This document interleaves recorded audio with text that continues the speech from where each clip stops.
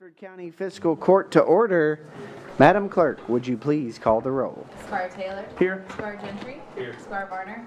Here. Squire Carl. Here. Squire Downey. Here. Squire Black. Present. Squire Hill. Here. Squire Green. Thank you, Madam Clerk. Offering our invocation tonight is Pastor Joe Lauderdale of Living Grace Church. Lord, we're thankful for time together. We're thankful for men and women who sacrifice their time and their talents, Lord, to make this community better. I pray that you make every decision a part of your divine wisdom, Lord. I pray that they follow your lead as they make choices, and Lord, that you make sure everything that is done to your glory. In Jesus' name I pray. Amen. Amen. Before we rise for the Pledge of Allegiance this evening, we do want to recognize Living Grace Church, Pastor Joe Lauderdale, and the station on celebrating 1 year of dedicated service to our community.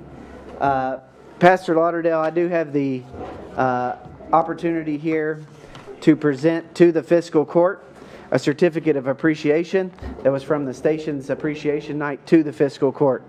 Had the opportunity to attend that, and I will say that Pastor Lauderdale and the folks at Living Grace paid this court great compliments in our support and help to the station in its mission and all that they do. And so on behalf of Pastor Lauderdale, we appreciate that recognition of the court support for you. But we are only here in support because it takes a leader and a mission to carry forth the great work that you all have done. So I'd like to read a proclamation on behalf of the court. The station, founded by Pastor Joe Lauderdale, was established in Woodford County with a mission of providing temporary shelter, vital resources, and a safe, welcoming environment for individuals and families experiencing homelessness, housing insecurity, and vulnerability during extreme weather conditions. For the past year, the station has served as a warming station during winter months, opening doors on freezing nights to offer warmth, a hot evening meal, Wi-Fi, job opportunities, snacks, coffee, and a safe place to sleep with breakfast in the morning. During the hot summer months, the station is operated as a cooling station, welcoming guests into a cool, friendly, welcoming space with cold water, refreshments, Wi-Fi, information on job opportunities, and helping to protect the health and dignity of our most vulnerable neighbors. The station also responds as an emergency station during times of crisis, including the most recent flooding event, standing and serving as a refuge in moments of need to support and provide resources and compassionate care to those who need it. The success and sustainability of the station over the past year is a testament to the vision of its founder, Pastor Joe Lauderdale, and the dedication of the congregation of Living Grace Church and the volunteers, community partners, and all those who have supported this worthy mission. The station's presence in our community has exemplified the spirit of Woodford County, neighborly love, civic responsibility, and collective action to ensure that no one is left behind and forgotten. So it is on behalf of the Woodford County Fiscal Court and our grateful community that I extend our heartfelt gratitude to the station and its devoted supporters. Thank you. Thank you.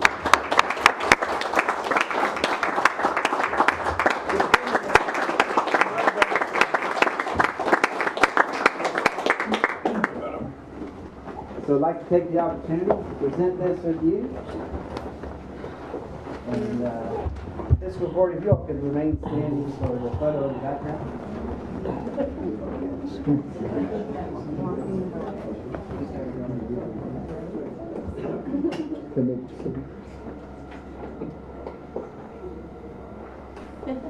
Thank you.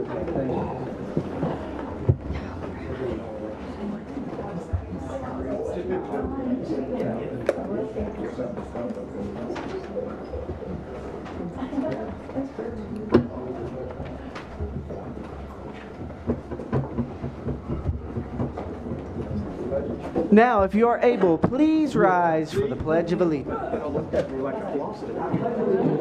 the flag of the United States of America and to the republic for which it stands, one nation, under God, indivisible, with liberty and justice for all.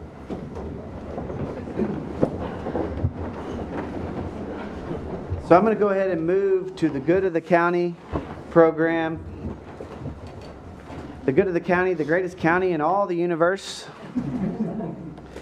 We are limited in our human knowledge about how expansive the universe is, so there may be something even more expansive than the universe itself. However, Woodford County will still be the greatest county in existence. Put that in the paper. That's also a personal opinion, not an objective fact, but I do firmly believe it. But tonight, we are for sure, without any objective measure, we are the home of champions. Tonight, we welcome our champions. Squire Taylor, Zoe, could you please let the Woodford County wrestling team into the courtroom?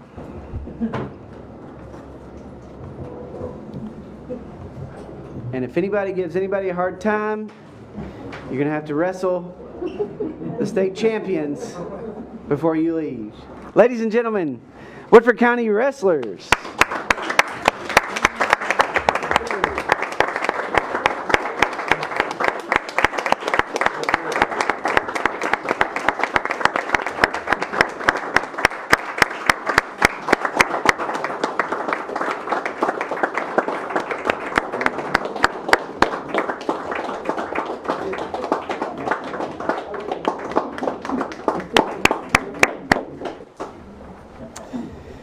The Woodford County High School wrestling team has demonstrated exceptional dedication, athleticism, and sportsmanship throughout this wrestling season. The athletes representing Woodford County have consistently upheld the highest standards of excellence, both on and off the mat, proudly exemplifying the true spirit of competition and teamwork.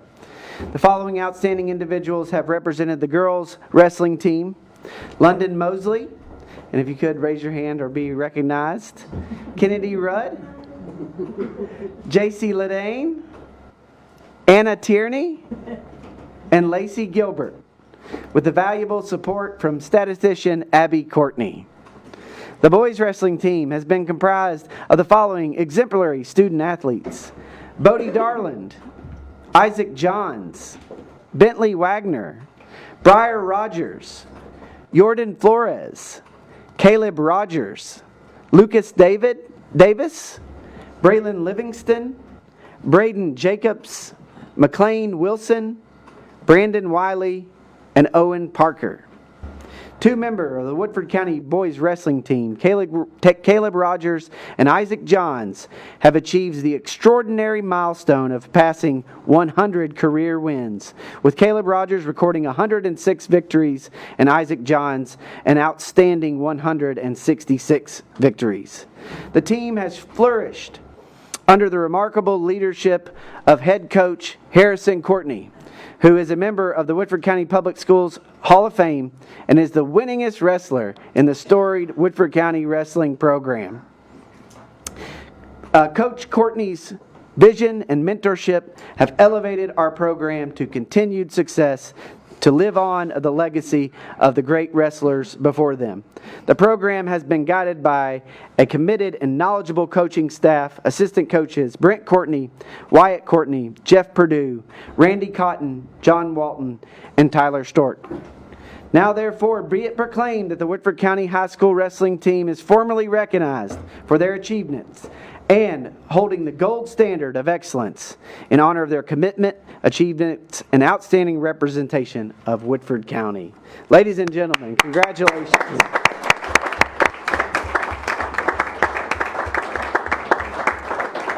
And I want to take the opportunity to recognize three individual wrestlers.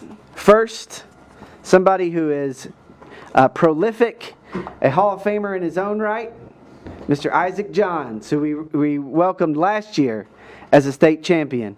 And in the 150-pound weight class, Isaac Johns is your 2025 KHSAA Wrestling State Champion.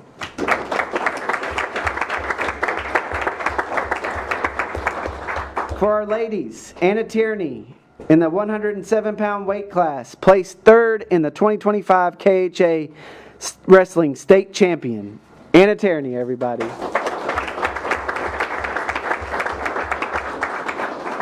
And our newest champion, Lacey Gilbert, first place state champion, 120-pound weight class, 2025 KHSAA Wrestling State Champion.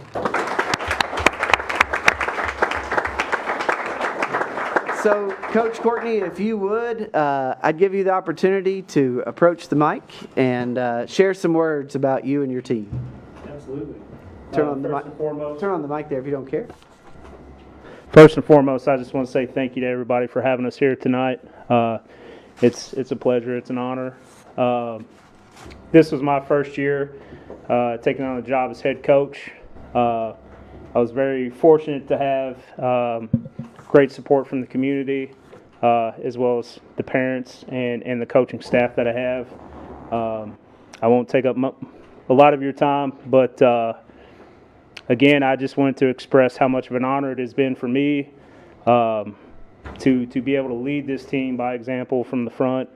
And to Isaac and Lacey, two of our graduating seniors, again, I just wanted to express how much of a pleasure and an honor it was to coach both of you this year, as well as Caleb.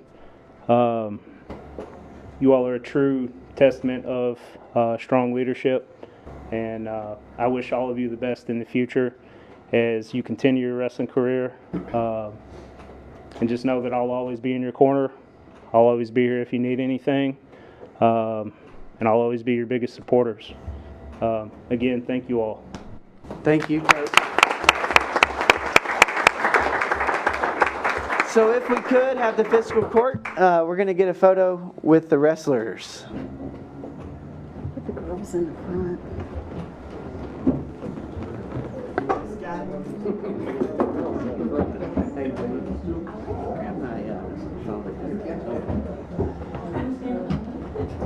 Oh, Lordy. Oh.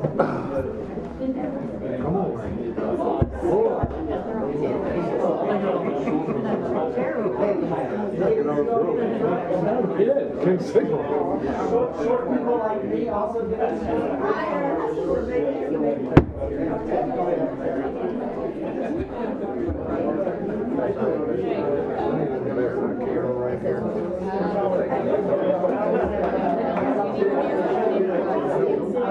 Marianne.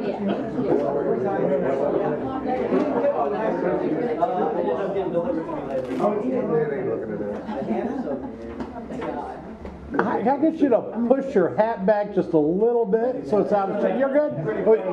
You can leave it on. Okay. Yeah. All right, hold your proclamations up. Okay. Ready? Hold on, let me step back.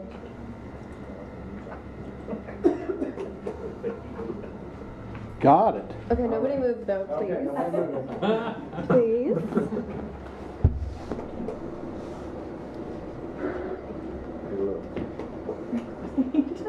Oh. Alright, got it. Thank you. And I'm so proud of you guys.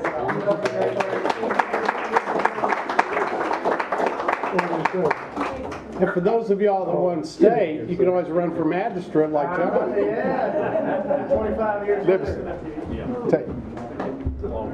Tell your daddy say hello. Tell your daddy say hello. Well, you probably know. Yeah, he knows. You ready for that? So, in honor of Woodford County Wrestling, I would point your all's attention to the screens because we're going to honor state champion Magistrate John Gentry for his state championship 25 years ago today.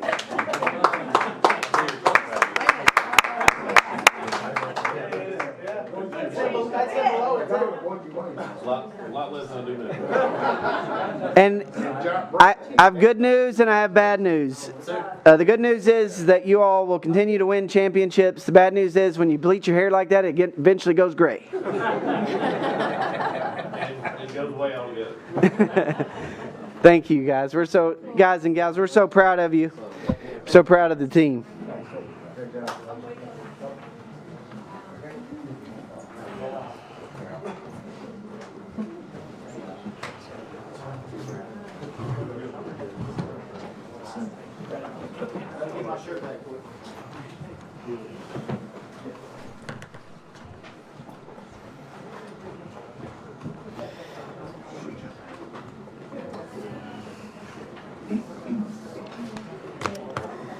Thank you, everyone, for your indulgence to honor our great young student athletes and champions. It is our honor to have them in the courtroom. We appreciate it very, very much.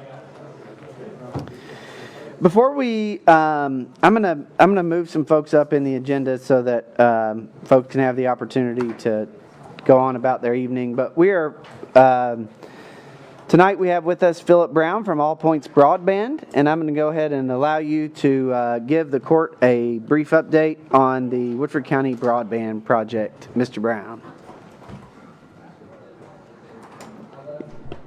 There you go. Thank you. You know, it's funny. I've been doing broadband work for a long time, and there was a period where I was helping the state of Iowa with their broadband challenges, and rural broadband pretty much usually has a lot of the same components. It's usually too few people in too big a space.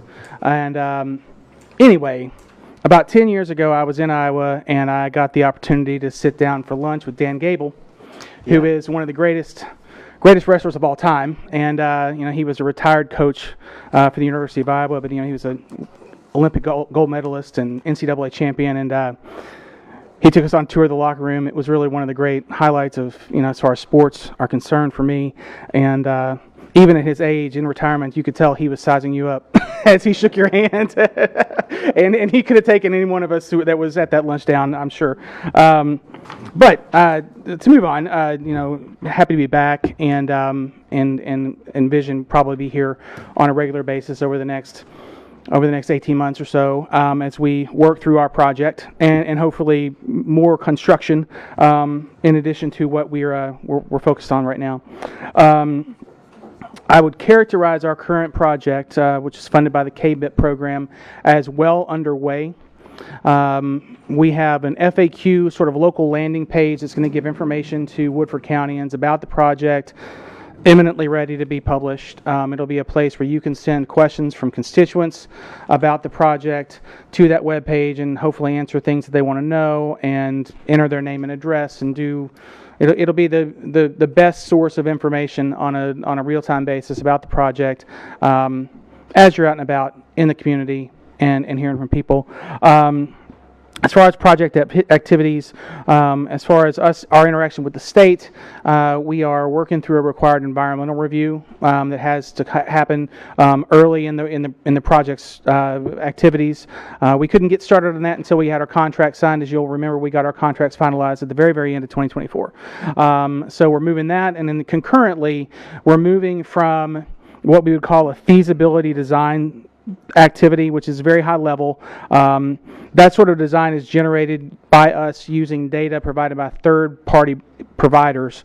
So we're moving into a high-level design, and what that's going to do is going to trigger our field personnel to actually get out in the county and travel the routes that we have planned, and you know, take a look at things like the routes themselves, the poles that we plan on using, just to verify that everything that we have in mind is going to work and we don't need to make any tweaks. So we might have some trucks out in the county. They're not going to be doing anything extensive. You know, really, they're really just driving the route that we have planned on the 184 miles of fiber that we're going to be constructing here in the county. I have asked our outside plant personnel, and that's who will be doing that, when they're going to be out, and certainly when we get deep into construction. I've asked them to let us know, give us a heads up, so that we can hopefully give you all sort of an advanced look of where we're going to be, and just to give you maybe a bird's eye view of where we plan to be over, let's say, the next quarter. I'm going to do our best on that. Construction's dynamic, and if we get moving really quick, you know, we're going to go as fast as we can. So, you know, I'm going to try to do that for you all, and if we don't do it every time, please don't hold it against us. But you know, it's something that we'd like to make sure. And my rule of thumb on this project is to keep everyone in this room from getting surprised at the grocery by someone that, you know, is surprised to see an All Points truck or contractor. So I mentioned the FAQs, and then sort of circle back on what I just said. I think the last thing that I would say I'll close with, because the project has to be substantially complete by December 31st of next year, so 2026. Every aspect of this project for us is as fast as possible. There's nothing that we're going to wait. If we can do two things at once, we're not going to wait on one thing to get done before we start on the next step. If we can do 3 steps at one time, that's what we're going to do.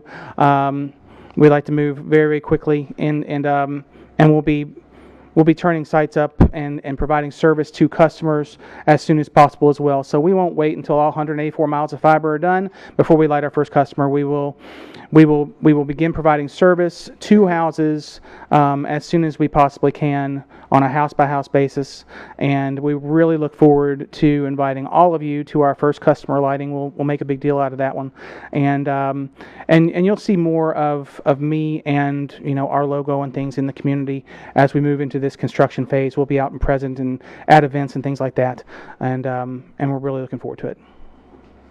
Great. Thank you, Mr. Brown. Does anybody have any questions or comments for Mr. Brown? Seeing none, yeah, Squire Just Taylor. appreciate you being here, and exciting to see this ball rolling. Thank you. Thank you. Thank you very much. Thank you. You're Bye. more than Good night. welcome to be excused. We also have with us from the Department of Highways District 7 office, Casey Smith. And I'm going to let Casey go ahead and do his presentation on the rural secondary program for us. Thanks for your patience, Casey. Hey, thank you, Judge, and thank you for having me at your regular fiscal court meeting. I was telling Judge Kay that my schedule was a little bit unpredictable today, so I wasn't quite sure if I was going to be able to make it to the work session. So I'm happy that you were able to accommodate me for the fiscal court meeting. So my business today is to talk about the rural secondary program. It is a program that sets aside 22.2% of the motor fuel tax in the effort to maintain the rural secondary roadways, or what we used to call the farm to market roadways throughout the state. The 22.2% is divided to the 120 counties in the state of Kentucky by a FIS formula. First is the equal share, as well as looking at the rural population, rural secondary mileage within the county, as well as rural land area. And if everyone has the actual form in front of you, I'll just kind of go down the list here. Tracy says she's went through this briefly with you all, so hopefully this is not going to be too redundant for you all. But I do want to point out for the fiscal year 2026 column over there on the far right, we do have the numbers of what we are projecting would be available for fiscal years 2026 for the rural secondary program. Now, the 20% that you see there is the flex formula, which is a share of the rural secondary funds that could be utilized on the county roadway. The amount, that 20%, is based on a maintenance rating, of which in Woodford County received a maintenance rating of B, indicating that we offer a share of 20% of those rural secondary funds for the county. Now, the amount of that we're projecting is $170,976. The line underneath that is the balance for RS projects. Those are the general RS funds, which are to be utilized on the maintenance needs of the rural secondary roadways, and that amounts to a projected number of $282,203. Now, you'll see that the number is a little higher than what we have seen for fiscal year 2025, and part of the reason for that is that we did have a carryover from the last fiscal year. Any monies that is allocated toward a county, if it's not utilized, moves on to the next fiscal year. Vice versa, if we do have some overruns, that would be a subtraction to what we are projecting for that fiscal year. So for the total, we're anticipating $453,179 available in Woodford County. Now, the FY24 and FY25 blue diamonds that you see below, those are the previously authorized projects through the RS program. But I would like to focus our attention to that orange diamond project. And this is the recommendation of how we would like to utilize the general RS funds and which roadway or rural secondary roadways we would like to address. The first recommendation is Kentucky 1965 Ford's Mill. Of course, we've been working on Ford's Mill for the past few fiscal years, but this will be a portion between the intersection with Cummins Ferry Road and going out for an additional 1.6 miles north. That was for a 1.6 mile section of Ford's Mill Road. Now, the next recommendation, there's actually two more recommendations, one on Kentucky 1685 and one on Kentucky 2331 New Cut Road. That is almost one project in itself, really, since they are right next to each other. But for Kentucky 1685 Steel Road, we are recommending a 0.9 mile section of that piece of roadway between New Cut Road and going out to US 60, and then also addressing New Cut Road as well from the beginning there at the intersection of Kentucky 1659 going out to 1685. Now, just like with previous cycles, we do offer a flex program. These are funds that could be utilized on county roadways. However, if the fiscal court wishes to use the funds back on a state rural secondary roadway, our recommendation would to extend our proposal of Ford's Mill Road an additional 1.7 miles. So we'll be able to cover a larger section of Ford's Mill and all the way up 1.7 miles north of where we would be ending there on the Orange Diamond project.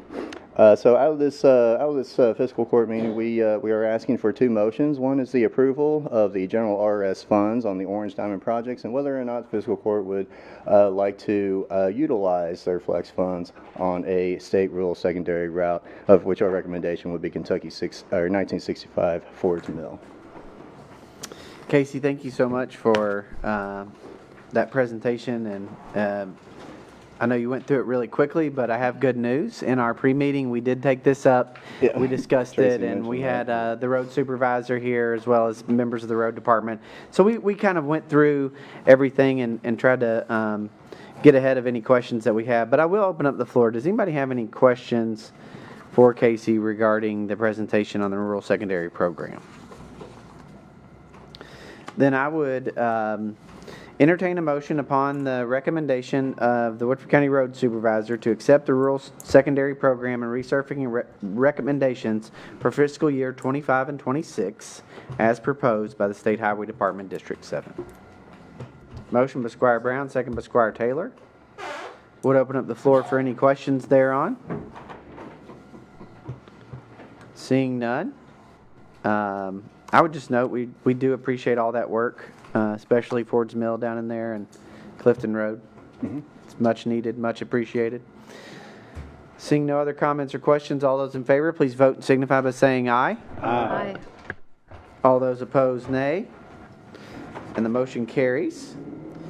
And then, Casey, upon the recommendation of Road Supervisor Bo Wilson, the motion that I'm going to entertain would be for us to keep the RDCR bituminous resurfacing flex funds, 20% of the allotment, in the amount of $170,976 within the county, and to not go with the recommendation.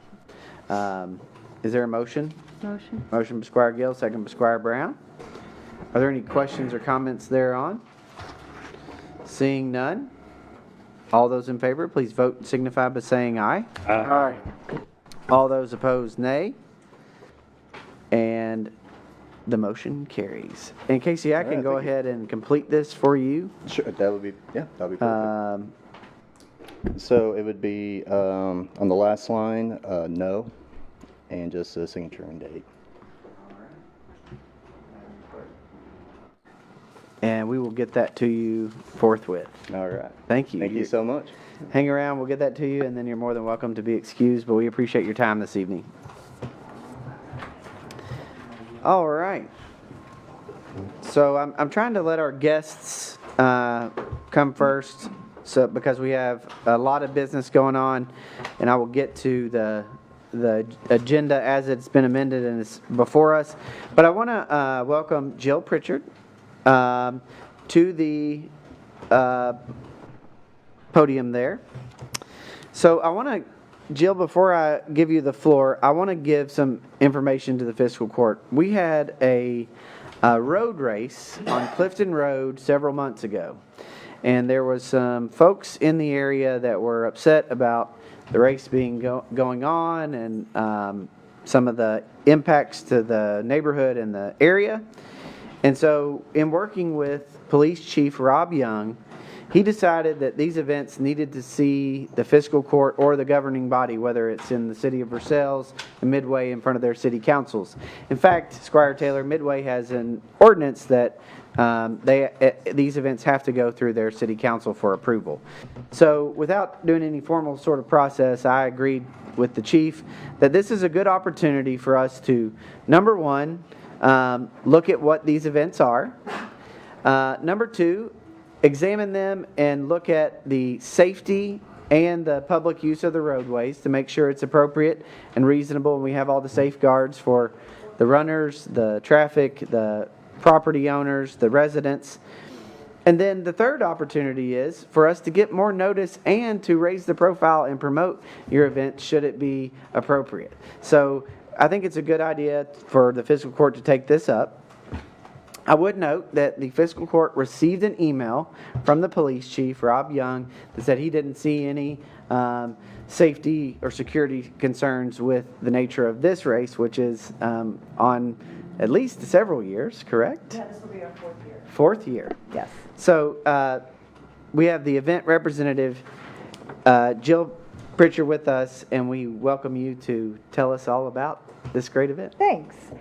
So my name is Jill Pritchard, and I am the president of Pisgah Community Historic Association and the organizer of the race. So our race is confined to the Pisgah Historic District, so we're not wandering out too much. And the start-finish for our race is also on one of the private farms, so we're not spilling into public roadways to stop traffic beyond what we're asking for the race itself. So this is, to your point, this will be our 4th year, and we have worked pretty diligently and in conjunction with the police in the past and with Judge Kay. We have done a number of things, and I've got some maps that I can hand out if that would be helpful within the district. We start on Pisgah Pike. And we kind of confine it almost primarily to an area of Pisgah Pike and Paynes Mill, a little bit of Williams Lane. And we go on to 4 different farms within that area. In the past, what we have done, there's a couple of things that we've done. We have, during the course of the race, we have had police officers at each of the roadways where public traffic has gone in and out. And in addition to that, we have station some of the neighbors who are equine aware to make sure that we aren't stopping business. So veterinarians are allowed to go through, horse vans are allowed to go through, property owners are allowed to come through. But we do shut down the roads from about 6:30 in the morning until about 10:30 in the morning on a Saturday. So it's a fairly early day, and we don't allow public traffic to go in specifically for the safety of the runners that are in the race. In the last couple years, we have had people from 24 states. Last year we had somebody from Belgium come in. I don't think it was for our race. I think they were here for something else. But nonetheless, we've had a really nice, far-reaching presence that are bringing a lot of people into Woodford County to, do all the things that Woodford County does well, whether it's bourbon or the horse farms or whatever else is going on. But one of the ways, there are a couple different ways that we as an organization let our neighbors and friends know that that roadway is going to be shut down. We have an email list of all of our neighbors, and as the race is getting ramped up, we've already been sending out notices like, just to remind you that May 31st, the roadway will be shut down from 6:30 in the morning until 10:30. And usually what we do is we kind of have a little bit of a rolling thing. So no one roadway outside of that slice of Pisgah Pike between Paynes Mill and Newtown Anner Stud are shut down for very long. It tends to be anywhere from 30 to 60 minutes. Addition to our email list, we also send out emails regular mail to all of the neighbors that will be impacted to let them know. And then when we send these notices out, we give them my phone number. We give them, we usually have one of the police officers, their phone number. So if they need to get a hold of the police, they have that ability to do that. The third thing that we do is a week before the race starts, we have signs made that say road closure, put the date on there and the time from 6:30 to 10:30. Again, to let not just the neighbors know, but anybody in the area who might be coming through, so they will be aware of when this is coming about. So we do those three things. Now, I'm also aware that we now have a Woodford alert.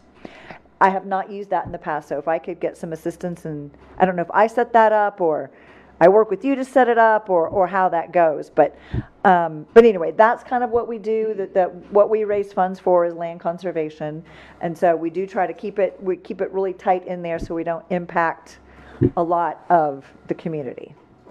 Excellent. And we will work with you on the Woodford alerts. Okay, thank you. And again, our goal in bringing this process to the fiscal court is not only to vet these events, which yours is already vetted.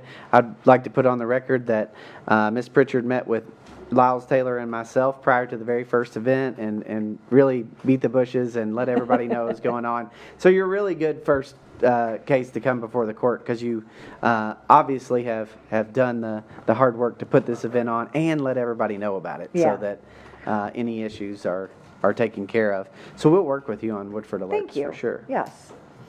So, yeah, Squire And I Taylor. just want to speak to that sometimes we hear from constituents about how many races we have in our community. And I remember our initial conversations about this was folks are coming to our community to run these races because we have beautiful scenery. And not always is it for the benefit of our community itself. Yes. And this race does that. It's organized by folks who are in the neighbors themselves, so it's not an outside group, it's from within. And you all have done a really great job in trying to communicate that and be intentional about that. So you really are the kind of poster child of what that interest is, and we really appreciate your all's involvement on that. Thank you. Yes. And May 31st May 31st this year. is the event. We try to do it the first Saturday after Memorial Day. So it's always fallen in June, but this year it will actually fall in May. And I do know, and I would recognize that some folks don't like the roads being used for running, but I would note that road races for cycling are not going to come before this body, because that is already illegal. That is already legal under the law. They're already permitted as long as they do what is necessary to have those races. The foot races like this Sure. would need the approval. Okay. Yeah. So I would entertain a motion to approve the events details for the Pisgah Farms and Furlongs Run event on May 31st, 2025, as presented to the court. Motion. Motion by Squire Taylor. Second by Squire Gill. Is there any discussion? Seeing none, all those in favor, please vote and signify by saying aye. Aye. All those opposed, nay. And the motion carries unanimously. What now? Oh, great. Thank you, We guys. got you set up already? Yeah, you guys are great. Thank you. I really appreciate it. Thank you, and thanks for coming tonight and spending your time, and we'll help promote it, and we'll put it out on the county webpage. I really appreciate it. Y'all have a good Yeah, thank you. Enjoy this beautiful evening. Yeah, you too. Thanks. All right. We also have some guests from HMB Engineering. You all have before you a proposed agreement for engineering services between HMB and the Woodford Fiscal Court for on-call engineering service. So we invite you to come up to the podium. All right. Thank you, Judge. My name is Chris Stewart. I'm one of our vice presidents at HMB. We are headquartered over in Frankfort and have been around, trace our roots back to 1963, and we specialize in public infrastructure design work. And so that means exactly what you think it means: roads, streets, bridges, sidewalks, drinking water, sanitary sewers, drainage, stormwater, all of those sorts of things. In the packet of information, I won't bore you with all that's in that, but it does show a pretty comprehensive list of the services that that we provide. We have similar arrangements to what we are proposing here tonight with close to 50 clients across Kentucky and Indiana and Tennessee, where we provide services in an on-call manner. It's very simple, very straightforward arrangement. It comes with no obligation on your part to do anything. But it is an opportunity for us to partner on an as-needed basis. It gives the court an opportunity to use our services to be proactive with your infrastructure. But we all know life happens, and it also allows you to react to emergencies or something that comes up unexpected. Having this in place allows us to come to work immediately to help the county with whatever you might need. As far as fiscal courts go, we have these from one end of the state to the other. Carlisle County, Greenup County, Franklin County, Madison County. We've done various different projects, shapes and sizes with those under a similar arrangement, as well as more utilities and municipalities than I can name. And so this is just a very simple, very effective tool. It costs nothing to be in the arrangement, in the agreement. There's no monthly retainer. There's no annual retainer. So it's very low risk on the court's part, but it is very useful and very easy. Something small or something that needs to happen quickly, we can use the hourly rates that are in the contract. If it's something a little bit bigger and more defined, we can do a standalone task order under this agreement for a lump sum and spell out a scope of work and a schedule and that sort of thing. So it's very flexible and very easy to use. And with that, I would entertain any questions that you all have, or if there's something specific that you want me to address or talk about, I'd be happy to do that as far as services or anything like that. So I appreciate that. Let me just inform the court. So the reason that this is before us is because we have a pre-existing working relationship with HMB, specifically on the Paynes Depot Bridge project. And in discussing some of the other options and needs available to the county, this was discussed, and I decided to present it to the court for you all to review. Then we had the flood, and there are things popping up that we have thought about, looked at, and may potentially need some engineering services. And so we thought it was a good idea to present to the court. As he mentioned, it's not exclusive. It's not. There's no monetary requirement. It is just an on-call services contract for the county. So with that being the case, I'd like to open up the floor for any questions or comments. Seeing none, I would entertain a motion to approve the agreement for engineering services between HMB and the Fiscal Court for miscellaneous on-call engineering services as presented. Motion by Squire Downey, second by Squire Carl. I'd open up the floor. Oh, Squire Blackford was the mover of said motion.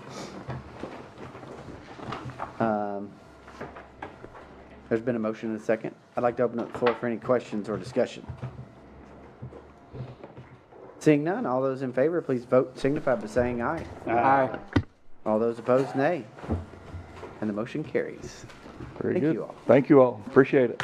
Appreciate the continued work and look forward to working on the Paynes Depot Bridge together. Y'all are more than welcome to be excused. All right. I would like to return to the top of the agenda and ask if there's anybody seeking to have public comment. Anybody wishing to address the court and or the public. Yes, ma'am, you're recognized.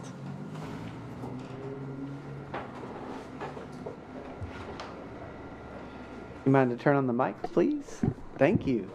Good afternoon, or good evening, actually, Judge and the court. Thank you for the opportunity to speak. I'm here representing the U.S. Small Business Administration, we also known as the SBA.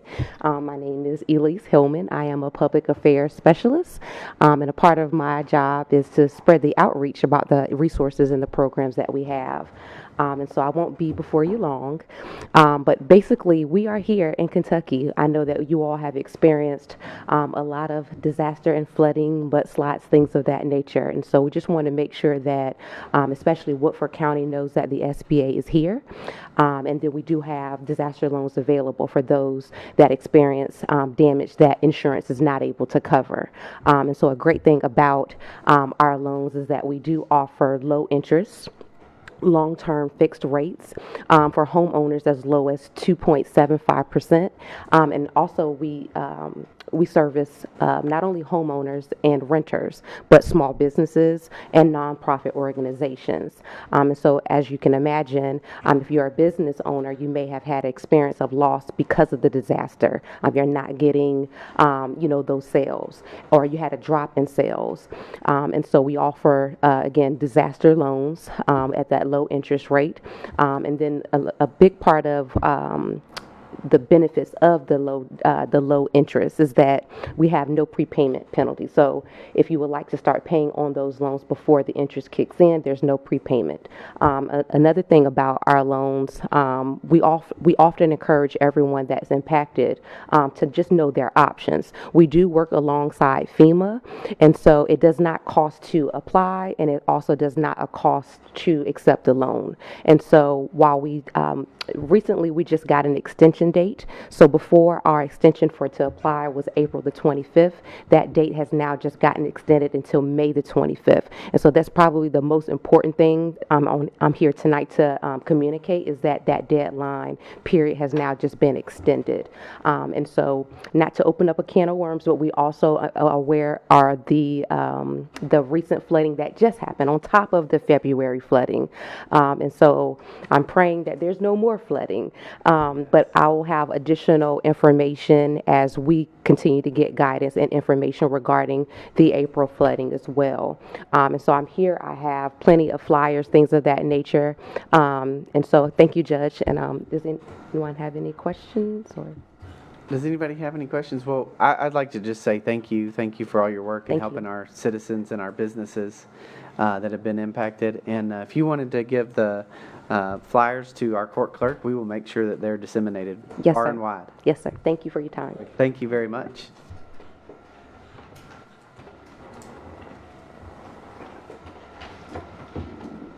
Are there any other public comments? Anybody else wishing to address the court and or make a public comment? Seeing none, we'll move on to committee reports. The Budget and Finance Committee met prior hereto, and we discussed the Woodford County Road Department budget, the Maintenance Department budget, emergency management. We accepted into the Budget and Finance Committee record the Versailles Police Department proposed budget, the PVA required amount. The Woodford County Ag Extension budget was accepted into the record. And I need a motion to adopt that acceptance into the record of the fiscal court. Motion. Motion by Squire Brown, second by Squire Varner. All those in favor, please vote and signify by saying aye. Aye.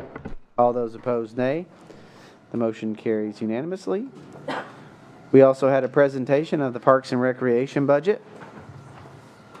We discussed the constitutional officers and deputy salaries for the deputy coroner and the assistant county attorney, which are routine matters of business in the budget process. So I need a motion to set the deputy coroner salaries in accordance with the salary increases as submitted in the budget.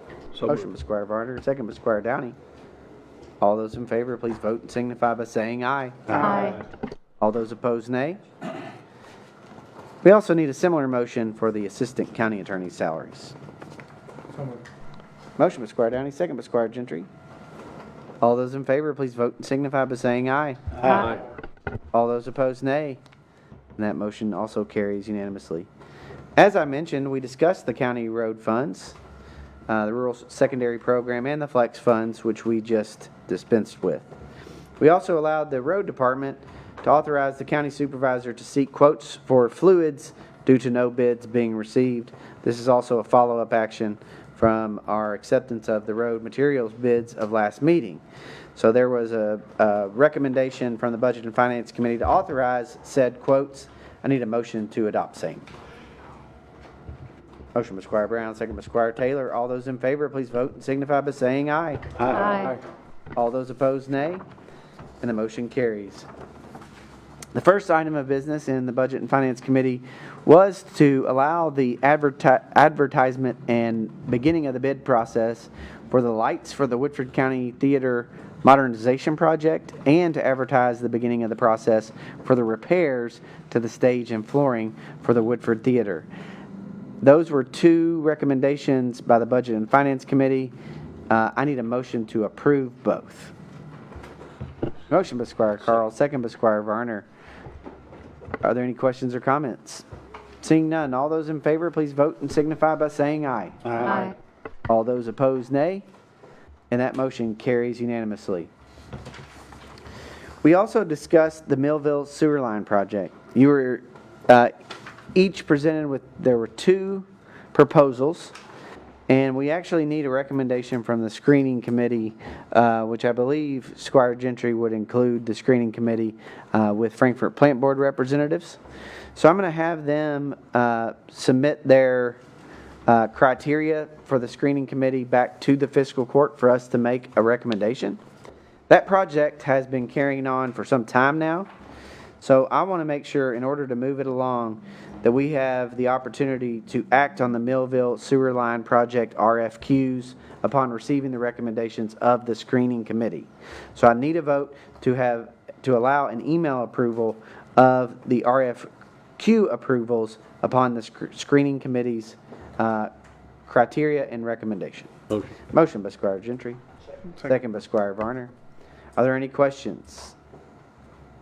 Seeing none, all those in favor, please vote and signify by saying aye. Aye. All those opposed, nay. And that motion carries unanimously. We also moved on to the flood response and recovery. And I mentioned several items. The first being an executive order that I issued today to exempt some of the zoning ordinances in the Woodford County Code of Ordinances that will allow Woodford Countyans to demolish, repair, renovate, and rebuild easier given the disaster and the flooding.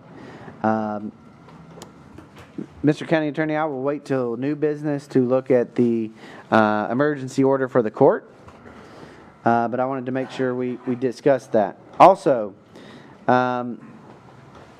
I have prepared a resolution for your review to create a Woodford County Flood Survivors Relief Fund that would operate out of the funds that were infused into the Woodford County Foundation to support flood survivors. And the supplemental resolution that will be distributed to each of you would be specifically to address needs with temporary emergency housing and other acute basic needs, medical care, those sort of things. I'm not going to take that up. I'd reserve the opportunity to address some of those things in the interim without the resolution, but I think we will adopt that at our next fiscal court meeting so that you have a good 3 weeks to understand that and how that will operate. The last thing that we discussed was the payment of local contractors that assisted with the flood cleanup, specifically debris removal, hauling, and dumping of flood debris. So we have contracted with several local contractors, and they are in the process of submitting their invoices. Because we have 3 weeks between court, I asked the Budget and Finance Committee to allow us to approve their invoices upon receipt via email approval, which I will send out forthwith. But there was a motion unanimously approved by the Budget and Finance Committee to allow the payment of contractors in that manner. So I would entertain a motion to the court to adopt that approval. So moved. Motion by Squire Varner, second by Squire Taylor. Are there any questions? Seeing none, all those in favor, please vote and signify by saying aye. Aye. All those opposed, nay. And that motion carries unanimously. And I may even have the opportunity to get a couple of those to you this evening. So that was the total sum of the Budget and Finance Committee. And we continue our budget work. There will be another Budget and Finance Committee meeting at our first meeting in May. and you will receive my proposed budget on May 1st in just a short amount of time. Madam Clerk, is that the total sum of the Budget and Finance Committee meeting?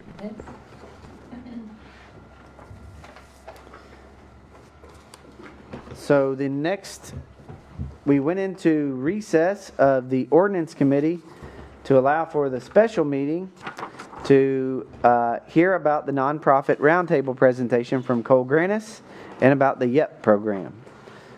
And I think he knew we were getting into a lot of important business, but he did a great job in his presentation, and we really appreciate all the work that the nonprofits are doing and the YEP program. And I think I speak for the court when I say we are on board to help coordinate and support the nonprofits in the community so that they can fulfill their missions and better serve our community.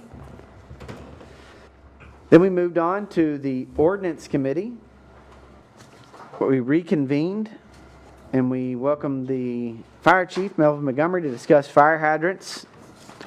And Squire Mary Ann Gill proposed a recommendation that was set forth and recommended for approval of the full fiscal court by a vote of 3-1. Squire Gill, I would recognize you to reread the provisions of that recommended policy proposal. I move that we direct planning and zoning to strike the in-family conveyance and exception lot language and keep the remaining amendments to Articles 2 and 7 that they proposed, and ask the Planning Commission to add the following special provision to the in-family conveyance language. Number 1, applicant must be a Woodford County resident. Number 2, Woodford County Planning and Zoning approved affidavit must be signed stating that farming is occurring on all parcels. Number 3, the primary farm parcel may never be reduced below 30 acres, 1 in-family conveyance for 32 to 49 acres, 2 for 50 acres and above. The conveyed parcel may not be less than 2 acres, platted with legal frontage touching a platted right-of-way. Number 5, both the primary and the conveyed parcels must be held and resided upon at least 10 years after recordation of the deed conveying the in-family conveyance lot. Exceptions to this restriction shall be a transfer between the parties to the original in-family conveyance and a forced sale due to judicial action, either death or foreclosure. Number 6, it can only be conveyed from parent to child, natural or legally adopted, or grandparent to grandchild. And lastly, the restrictions must be recorded on the plat and set forth in the deed. The 10-year requirement commences upon recordation of the deed. Thank you, Squire Gill. And it is your motion to have this approved by the full fiscal court as recommended by the committee. Is that correct? Yes. There's a motion on the table. Second. There's a second. Motion and second. Now I'd like to open up the floor for any discussion upon the recommendation of the committee to the full fiscal court. Squire Brown, sir, you're recognized. Most of this is in my district, so I gave everybody's got the paperwork and stuff from 2016 to 2025. And what I found out that the lots that have not been sold is 25. 15 or better in my district. Sold was one lot on the Laney Ferry, 4825, 6 years later. And 3, maybe on Shannon Run, lots was sold, but I don't think it's sold. I think the people that had them, they gave it to a wife and husband, back and forth like that, and they sold them in 2 or 3 years. And then the people that had those, I'm not mentioning any names, they're usually against any development we have. So that's what I found, and so my vote will have to be, which most of us in my district, that I don't see that for right now. But if the court does, it's fine with me too.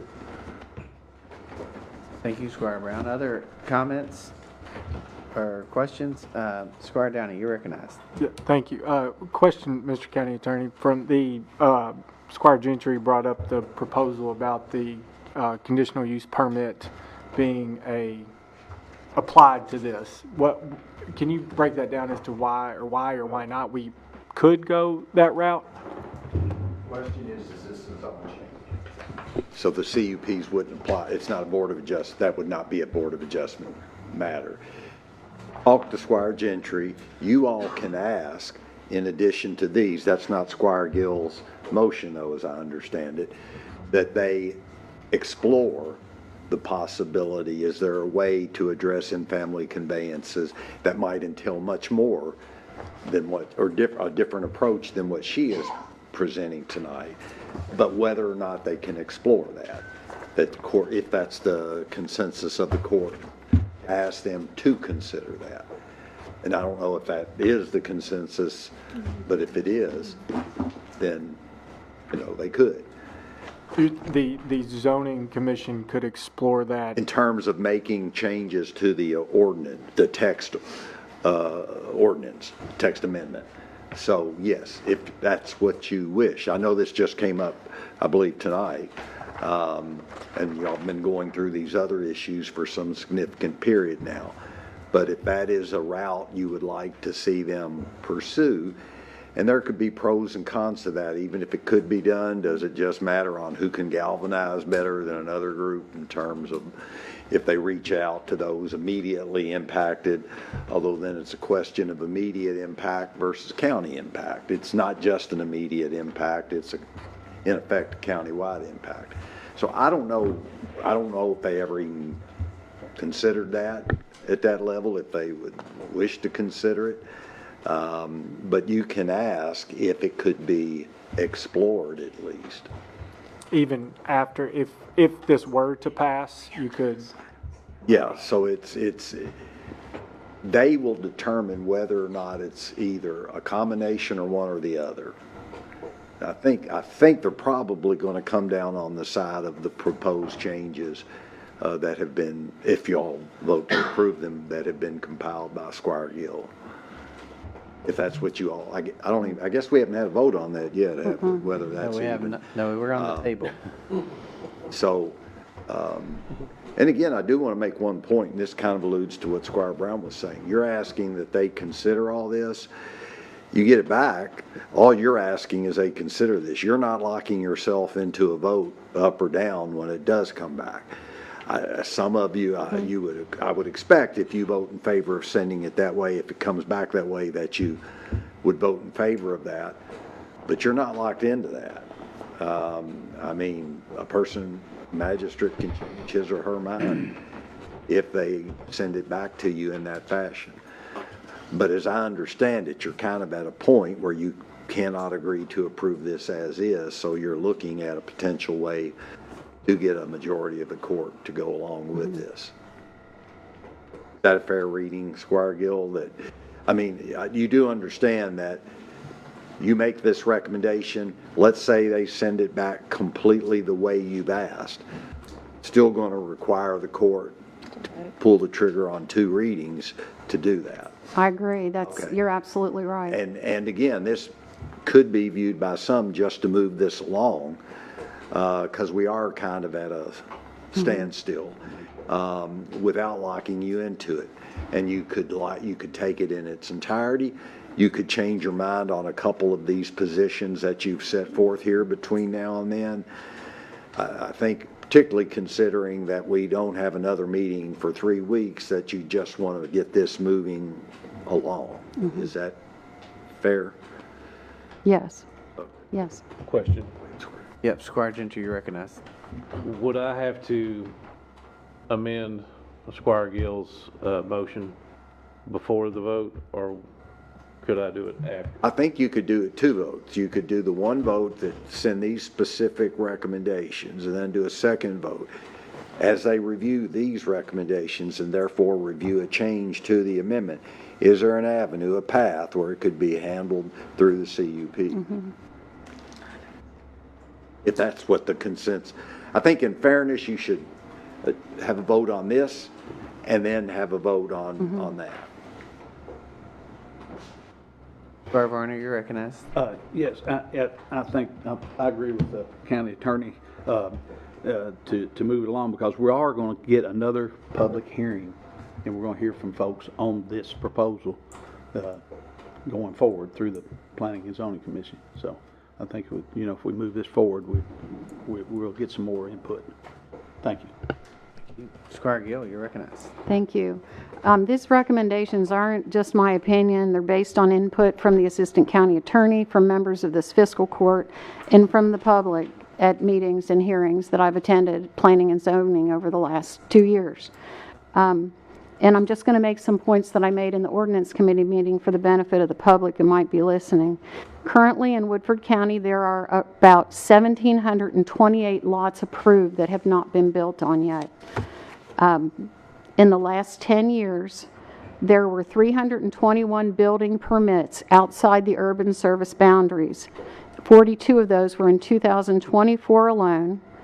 Woodford County is completely comprised of karst topography, or high limestone content prone to sinkholes and underground rivers and springs. The porous nature of the karst rock makes it vulnerable to groundwater contamination from septic systems. Virtually everything outside the urban service boundary is on septic. So 1 acre lots, I put in the recommendations that the minimum for the in-family conveyance be 2 acres. Because according to the data and the information and the facts that we have on this, it probably wouldn't be adequate for a decent septic system that would prevent groundwater contamination. Other counties have been sued for 1 acre lots out in the county that contaminated groundwater, and those counties were forced to install sewer systems. Or that one county was forced to install a sewer system. We all know that the water infrastructure on the south end, where most of this is happening, the infrastructure is not adequate. We don't have water. We heard from the fire chief. He gave us a list. There are 127 miles of road and only 39 full-size hydrants. And your ISO rating, your insurance rates are based on how available water is, and it's just not out in the county. And so more than half the county lives outside of the urban service boundary, and this is going to affect their insurance rates when we develop all of these lots that have already been approved. And so a lot of people, I've had lots and lots of people email me about this and ask so anyway, this is just a compilation of what a lot of people have recommended. So I would hope that you will consider this. I know it doesn't make everybody happy, but I feel like we've got to move. We've had this before us for 4 months, and I don't want to hold up planning and zoning any longer. They made a lot of good recommendations. This is one paragraph out of 80 pages. One paragraph. Thank you. That's all I have. Thank you. Other questions or comments? Squire Gentry, you're recognized. Yeah, after listening to Squire Gill, I couldn't agree more, and I'm more leaning on accepting, striking the in-family conveyance and accepting the rest of the text amendment 2 and 7. I'm really torn on what to do, because I, as well, got a lot of emails, phone calls. People went all the way left, they went all the way right. So we're not, like you said, we're not going to make everybody happy, and probably not going to make anybody happy at all. So Big government. That's where I'm at on it.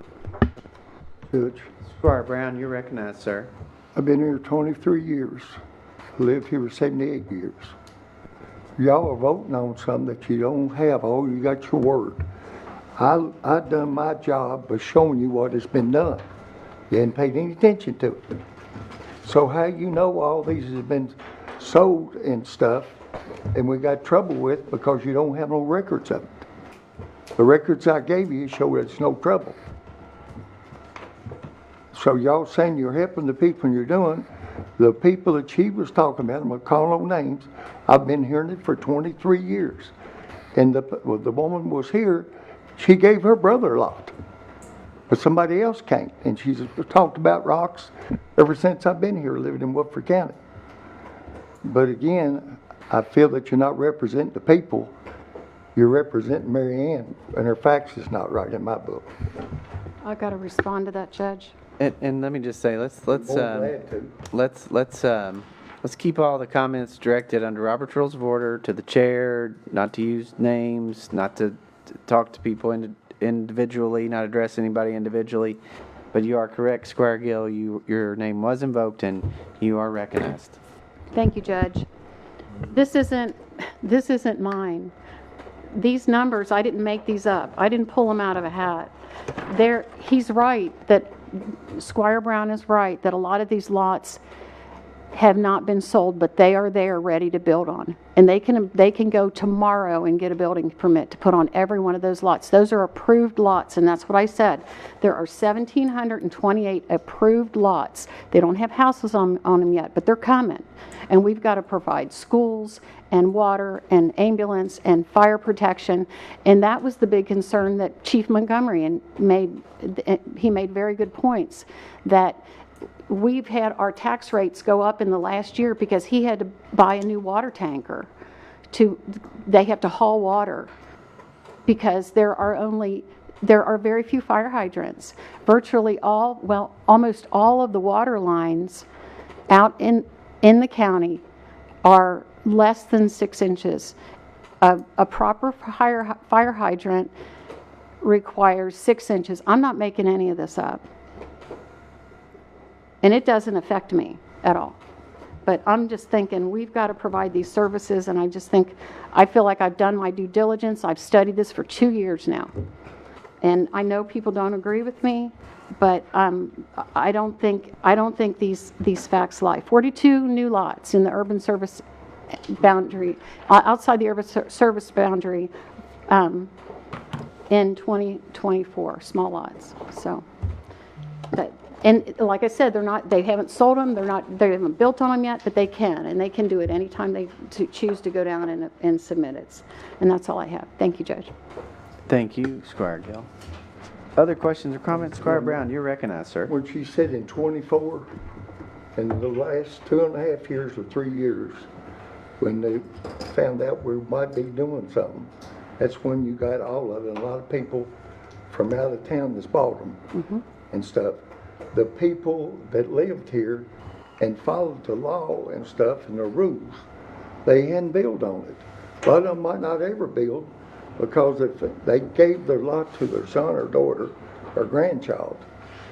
I know 2 or 3 people had, this guy had 3 children.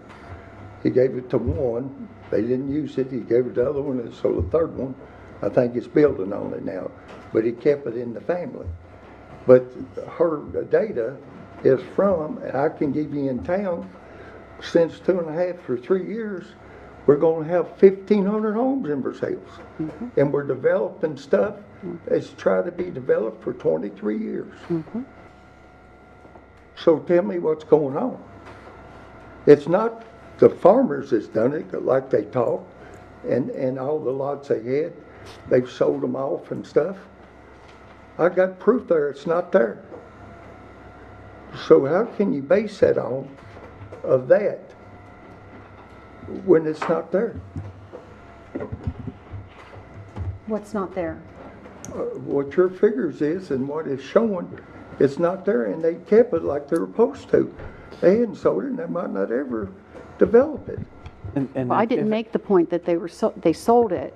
I just said the lot is there, ready to be developed. If they want to come in tomorrow with a plan, they can build on it. They can do it. One more thing, That's because they it. know you've already back. Yes, you're recognized. I've been to all the meetings she's been but one. Every time they talked about it, they talked about the farmers, how they abused it and using it and selling it. And I believe it was the last time she talked and had a thing, I think it was in there. So I don't know, but that's all I can say about it. Well, and Squire Barner had a comment. You're recognized, I'll call sir. for a question. Thank you. The question has been called. I think there's still a need for more discussion. Are we ready for a vote, or is it? Can we have some more discussion? I don't know if I can be recognized. You're recognized. Oh.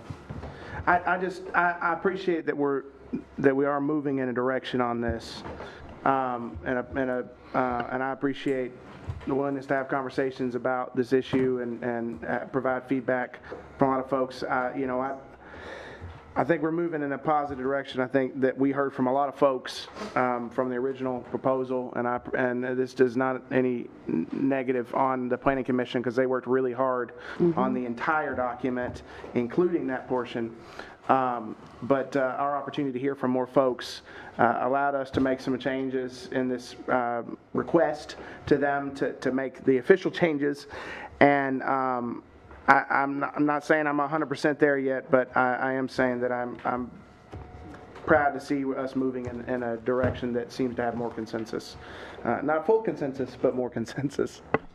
So, a point of order, if a member of the court calls for a question, there must be a second thereon. I'm recommending that we continue our discussion and debate. However, Squire Varner, you are permitted, since I stopped your call for a question, you are permitted to restate your call for a question if you would like.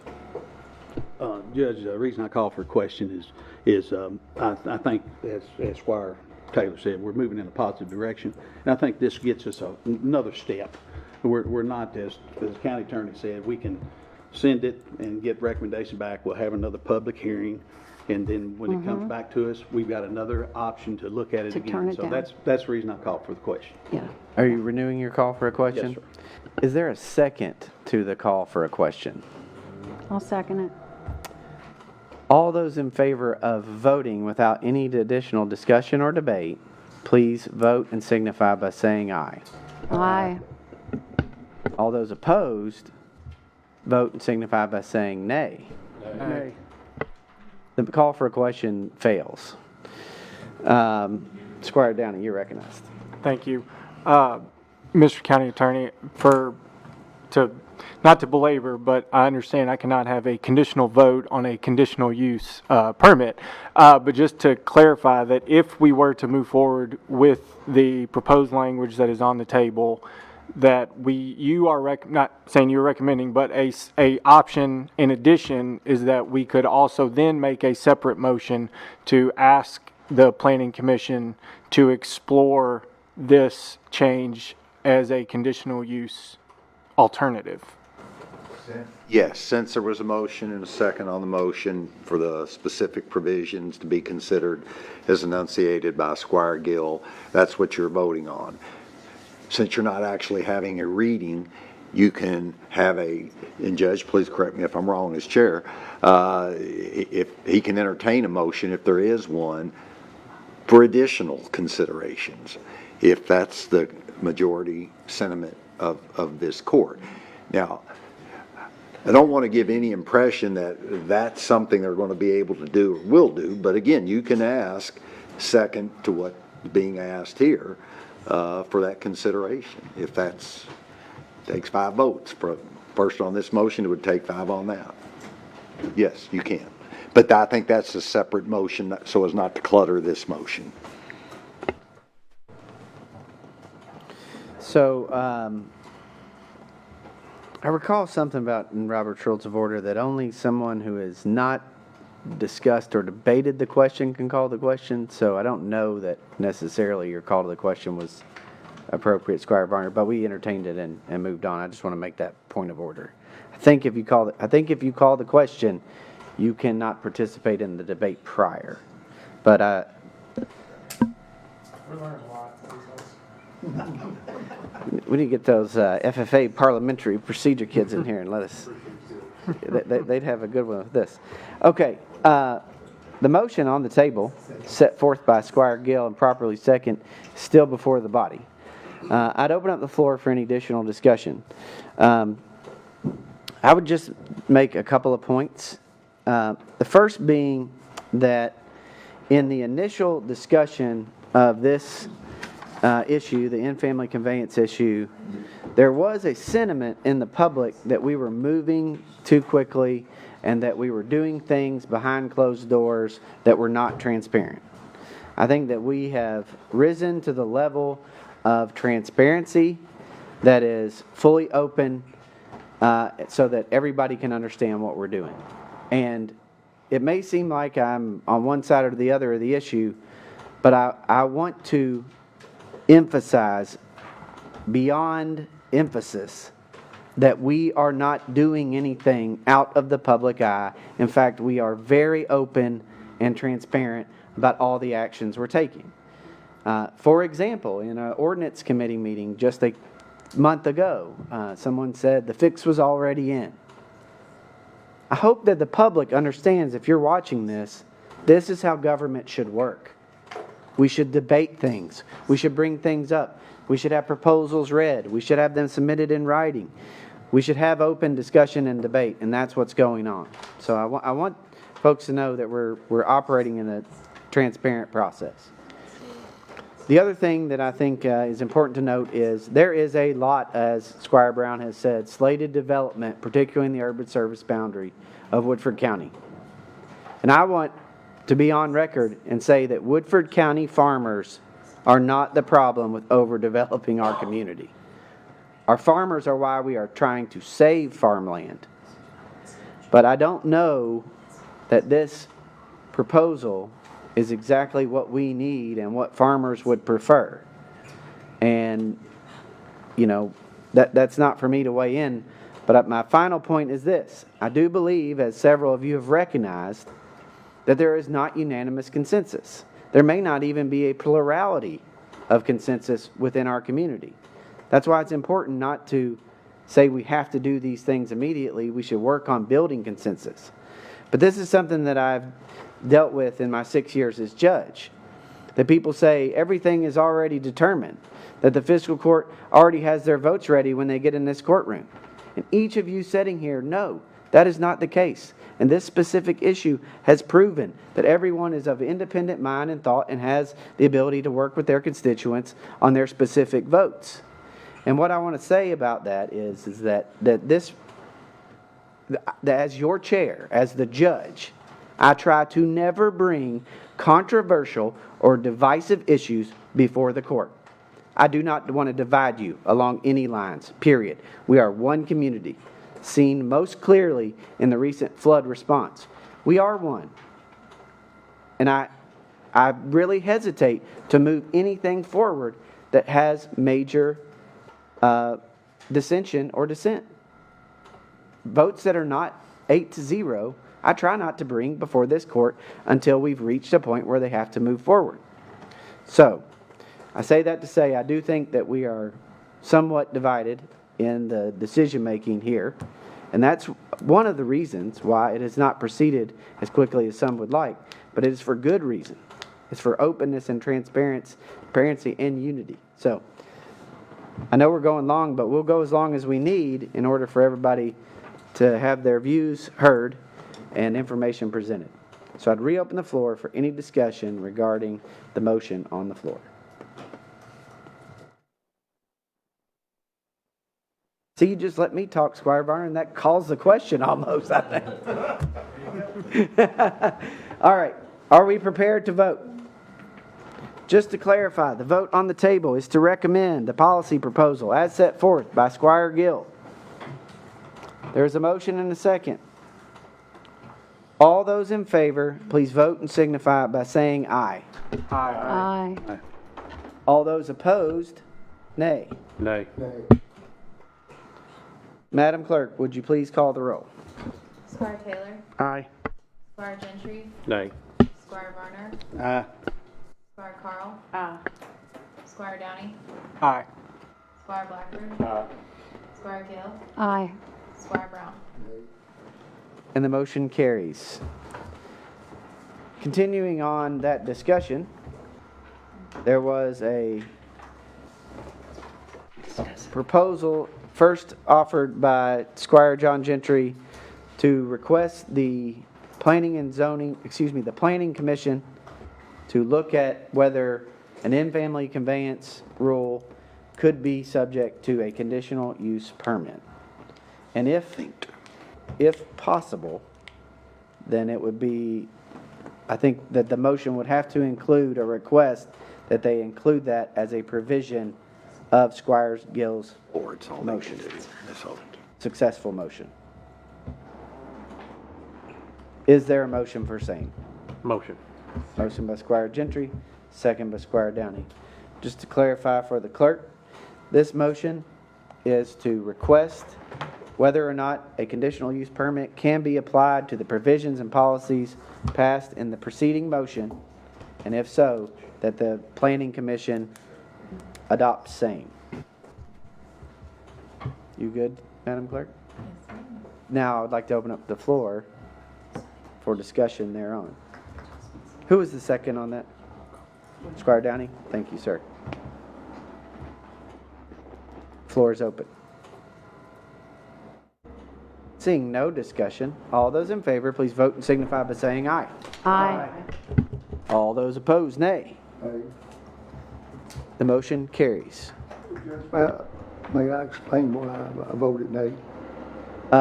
So Squire Brown, we did just take a vote, but what I will do is, we are continuing to be in ordinance committee reports.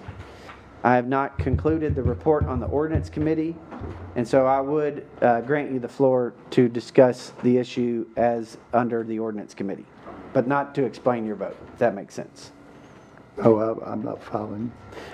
You can share your opinion on what is transacted in the ordinance committee, but it can't be an explanation of vote, if that makes sense.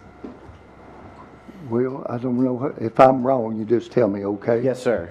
I think you're going to be right. The biggest problem I have with this, when I was elected to vote what I thought was right. And I thought all of us was. And I don't know why we need to send it to another committee for them, because they're not voted in. And we should be able to stand by our vote to be able to know what you stand for, good or bad. And I think by doing it the other way, you're not standing by your vote. That's just my opinion. And thank you. Thank you, Squire Brown, and I will recognize Squire Brown's comments were appropriate under the ordinance committee reports. Was there any other items to come before the ordinance committee? Seeing none, we'll move on from committee reports. Reports of the treasurer.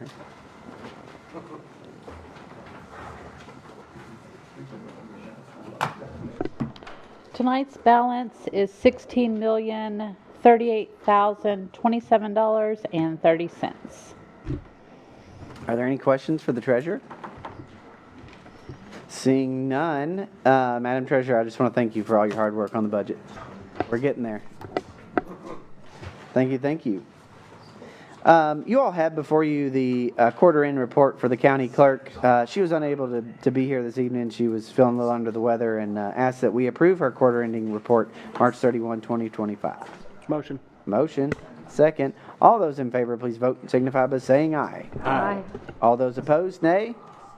And the motion carries unanimously.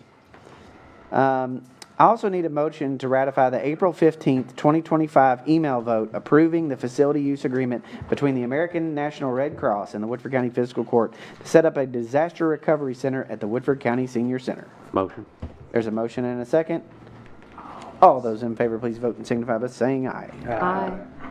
All those opposed, nay. And the motion carries. The general orders and the unfinished business, the bills, the claims to be paid by this county are before you. Are there any questions or comments about any of the bills to be paid? Seeing no questions or comments, are there any objections to same? Seeing no objections, I will approve the bills to be paid without objection. We need to ratify the April 10th, 2025 email approval of the disbursement of $10,000 to the Woodford Foundation for temporary housing assistance for flood survivors. Motion by Squire Varner, second by Squire Gentry.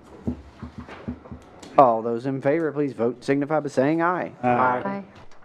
Opposed, nay. The motion carries. Also, we have the April 16th, 2025 email vote approving the claims from a Visa card in the amount of $57.10 and the PNC Bank card in the amount of $26,661.86. We need to ratify that vote. Motion by Squire Blackford, second by Squire Taylor. All those in favor, please vote and signify by saying aye. Aye. All those opposed, nay. I need a motion to approve the transfers. Judge, do we need to do April 12th as well? April 17th, email approval of additional transfers. We'll check with the clerk, but I do need a motion to approve the transfers. Motion. Motion by Squire Gill, second by Squire Carl. All those in favor, please vote and signify by saying aye. Aye. All those opposed, nay. We need to ratify the April 17th email approval of additional transfers. It was presented in court. I let you all have the opportunity to look at it and then have an email approval. Is there a motion to ratify same? Motion by Squire Gill, second by Squire Varner. All those in favor, please vote and signify by saying aye. Aye. All those opposed, nay. And the motion carries. Madam Clerk. The bill list that Squire Taylor's talking about was the Young and New Farmer that we approved the disbursement in court. That's just the additional bill list for this meeting as part of the record. So we don't need an additional motion for that. On top of it, Madam Clerk, thank you. But, good question, Squire Taylor. We do have a personnel order, which will bring on a new animal control officer full-time. And Supervisor Katner's here with any questions or comments thereon, if anybody has any.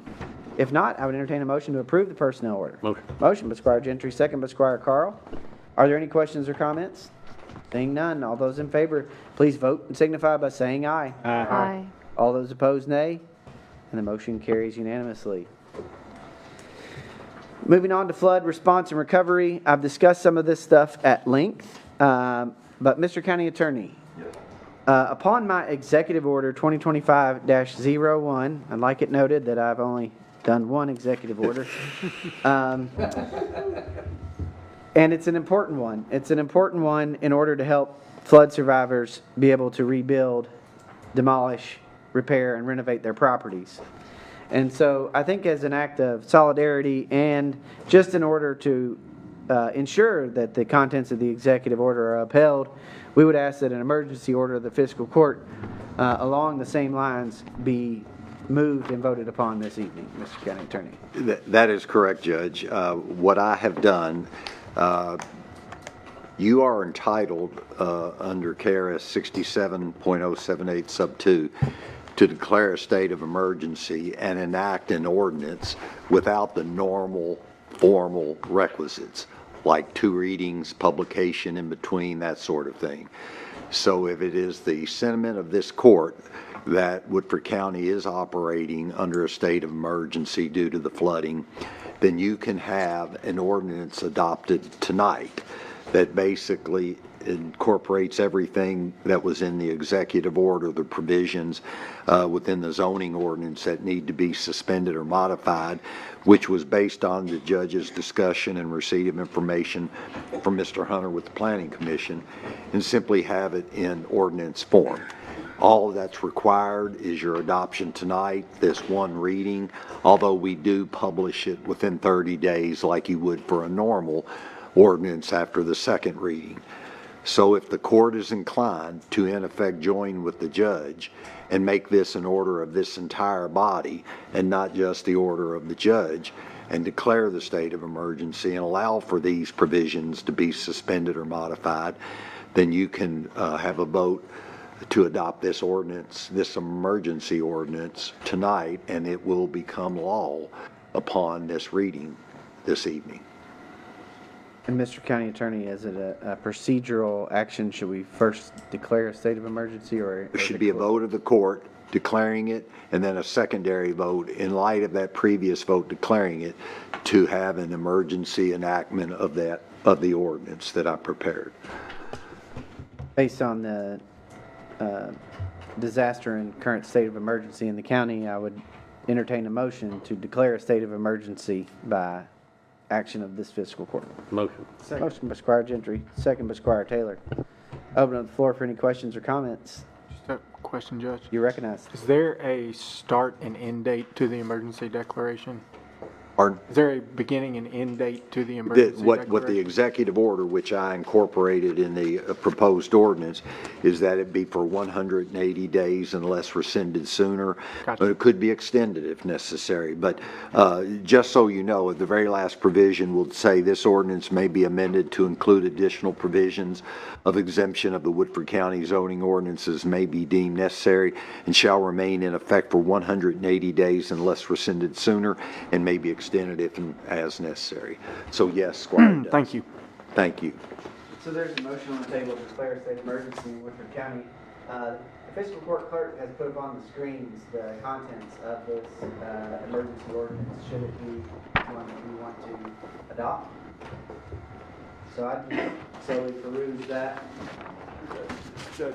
Ms. Squire Taylor, you recognize. But we have the declaration of the emergency first Yes, that's on the correct. table. Okay. That's correct. I just want folks to have the opportunity to take a look at this as well. In fact, the initial whereas clause set forth in good detail about the need for the state of emergency, to your point, Squire Taylor.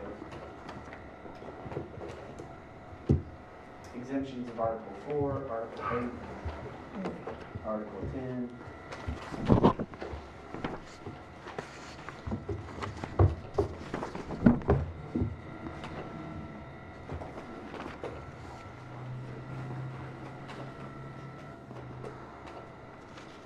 So there's a motion on the table to declare a state of emergency in Woodford County.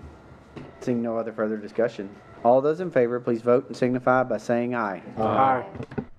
All those opposed, nay. And the motion carries. The next motion would be a motion to adopt the emergency order as set forth. Motion. Motion by Squire Varner, second by Squire Gentry. And I would just reiterate that this would exempt local ordinances that relate to permitting for demolition, repair, renovation, and rebuilding. It's going to give them the opportunity to rebuild. It also exempts some of the Article 10 floodplain regulations, but I want to be clear about two things, which I mentioned in the pre-meeting. Number one, that public and personal safety will always be paramount and would override any other decision regarding exemption, and that we will not withstand any floodplain provisions that would jeopardize our ability to continue to provide flood insurance and be a part of the floodplain administration program. And it also recommends that, as they are currently doing, the Planning Commission look at creating a force majeure or act of God clause in the event we have similar situations happen like this in other disasters. That being the sum of the executive order, which is in an emergency order, which is now before us. Are there any additional questions or comments? Squire Taylor, you're recognized. Judge, I appreciate all your explanation, but maybe I missed you saying this, but I want to emphasize for anybody watching online that it's for those properties impacted by the flood, that it's not unilaterally. And I think that some people may, maybe would want to take advantage of circumstances if that wasn't clarified. And it's in that language. I just It is in the language, yes, Squire. I wanted the public to know that. And to your point, Squire Taylor, one of the provisions that is extremely important is that a property that sells, is conveyed, or transferred is no longer eligible for any exemptions. So you can't sell your floodplain property or your flooded property and then someone else inure the benefit. This is for flood survivors only. It's meant for people to rebuild their primary residences mainly, rebuild their lives, not for people to sell it for somebody else to do something different. So good point. I appreciate you bringing that up. And Judge, may I make one Yes, Mr. additional County point Attorney. to that, Squire? We say suspended, but there are alternatives now. For example, the judge, again, this is what he had in his executive order that's in this ordinance. For example, on the permitting, even though certain requirements were suspended, now instead a simplified permitting process shall be implemented focusing on essential safety and code compliance as determined by the county building inspector. So it's not like nothing applies anymore. It's just a different approach for those flood survivors. Thank you, Mr. County Attorney. Thank you, Judge. Seeing no other further questions or comments, the vote on the emergency orders before this court. All those in favor, please vote and signify by saying aye. Aye. All those opposed, nay. And that motion carries unanimously. Mr. County Attorney, sir. Judge, this would be the one required reading for this emergency ordinance declaring the state of emergency, requiring the suspension and modification of certain Woodford County zoning requirements. This county has experienced a severe flooding event characterized by record-breaking rainfall and unprecedented water levels, which has led to you all declaring this a state of emergency because of the widespread and devastating damage that resulted from that. So be it ordained by the fiscal court, by the authority that you have under KRS 67078 sub 2, you declare that we are operating under a state of emergency, necessitating the following exemptions to the zoning ordinance for the purpose of facilitating the rebuilding of properties damaged or destroyed by the April 2025 flooding. Section 1 relates to Article 4 exemptions, which I've already touched upon. Section 2, Article 8 exemptions for non-conforming uses. Rebuilding of structures may be permitted with the same setbacks as pre-flood condition, even if non-conforming. Property owner shall not be required to seek variances for the Board of Adjustments. Section 3, Article 10 exemptions, floodplain regulations is addressed in that provision, and there are a number of provisions under that. Again, as I alluded to when Squire Downey raised the question, this ordinance may be amended to include additional provisions if something else comes to light, and it shall remain in effect for 6 months, basically 180 days, unless rescinded sooner by this court, and may be extended if and as necessary. Again, this only requires this reading this evening, so it is now the law. It does still need to be published in summary form within 30 days. Thank you, Mr. County Attorney. Thank you, Judge, for your good work on that executive order, and thanks, Mr. Hunter, for his help. Yes, I agree. And Madam Clerk, would you put a reminder in somewhere in the vicinity of 180 days that we'll make sure we revisit that if necessary? Thank you. I've addressed the other flood response and recovery issues, and there again, we want to move to get these contractors paid. So keep an eye out for the email votes, email approvals, and I will make sure to get that information to the Sun as well as it comes along. The net recovery. Mr. County Attorney, speaking of good work, you've done a great job in getting the purchase agreement between Net Recovery and the Fiscal Court in order in the amount of $11,000 for 2 service program participants for the NET device using our opiate settlement funds. And I would note that the City of Versailles approved the same contract, same terms and conditions. So I need a motion to approve the net purchase agreement between Net Recovery and the Fiscal Court as presented. Motion by Squire Carl. Second. Second by Squire Downey. I'd open up the floor for any questions or comments. Seeing none, all those in favor, please vote and signify by saying aye. Aye. All those opposed, nay. And the motion carries. Moving on to new business. I will have for your review a memorandum of understanding between the Woodford County Fiscal Court for Emergency Medical Services and the Woodford County Public School System for the development of an EMS career pathway program. Just keep your eye out for that. That'll be headed your way next meeting. We approved the HMB engineering contract. We also need to approve the non-public school bus transportation contract for this fiscal year, this school year for children 2025-26, pursuant to KRS 158-110, contingent upon the approval of the school board. Motion by Squire Gill. Second. Second by Squire Downey. All those in favor, please vote and signify by saying aye. Aye. All those opposed, nay. The motion carries unanimously. Before we move on to the training incentive, I want to recognize Director Drew Chandler, who's waited patiently to give his report. Got a lot of work done. Judge, before I get into my report, I have two of those bills that I can present to the court if we wanted to take those up right now. That would be good. The first bill is from Matthew Parks, who goes by Park Landscaping. He did 3 days labor for a total of $6,000. And the second one is from Woodford Welding, who did 2.5 days labor, $5,000. And all of this was debris hauling from the flood-affected area, the rights-of-way, in Shore Acres primarily. So upon validation from Bo Wilson, I request permission to submit these bills for payment. And so one of the things that we did in this process is, again, we identified contractors that were helping out of the goodness and graciousness of their heart. They were helping serve people in need without charging. And then we recognized we were going to have a big, heavy lift, and that's when we incorporated our maintenance department, City of Versailles, and several contractors, including Parks Landscaping and Woodford Welding. And it was agreed upon by the road supervisor and in my discussion with folks that someone with equipment like a skid steer and a dump trailer would be eligible for a full day work, which was, I think most days were probably 10 to 12 hours plus, but a minimum of 8-hour days was $2,000 a day. We essentially developed a county price contract for that work, and each contractor was reporting to several people throughout the day, including myself.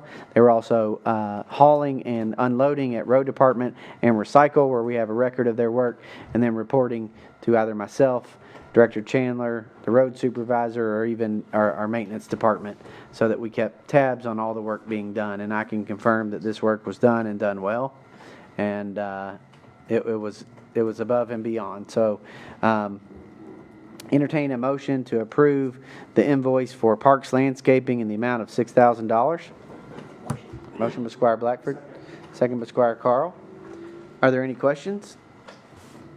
Seeing none, all those in favor, please vote and signify by saying aye. Aye. All those opposed, nay. That motion carries unanimously. Director Chandler, the Woodford Welding invoice was? Yes, that was 2.5 days, so $5,000 total. The Woodford Welding invoice in the amount of $5,000, I need a motion to approve and pay same. Motion by Squire Brown, second by Squire Carl. All those in favor, please vote and signify by saying aye. Aye. All those opposed, nay. And the motion carries.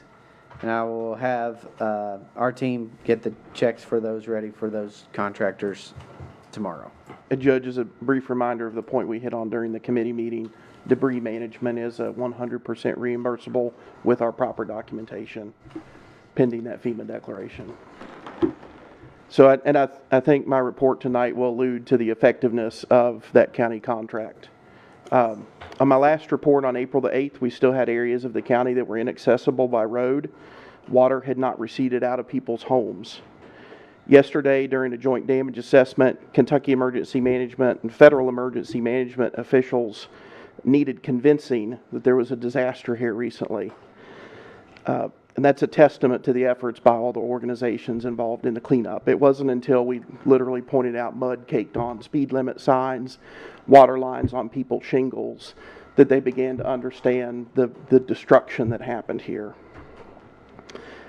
We couldn't have done that without all the organizations of the county, mutual aid from our neighboring jurisdictions like Versailles, the offer of assistance from others like Franklin County and Lexington, local businesses, faith-based organizations, and volunteers. As of about 10 minutes ago, we've not received the emergency declaration for that major disaster, which is needed to unlock the much-needed recovery resources for the survivors, not just in Woodford County, but statewide. The American Red Cross is helping to bridge that gap. They continue to operate the congregate shelter at the senior center, providing safe respite for even 5 individuals last night, some 2 weeks later.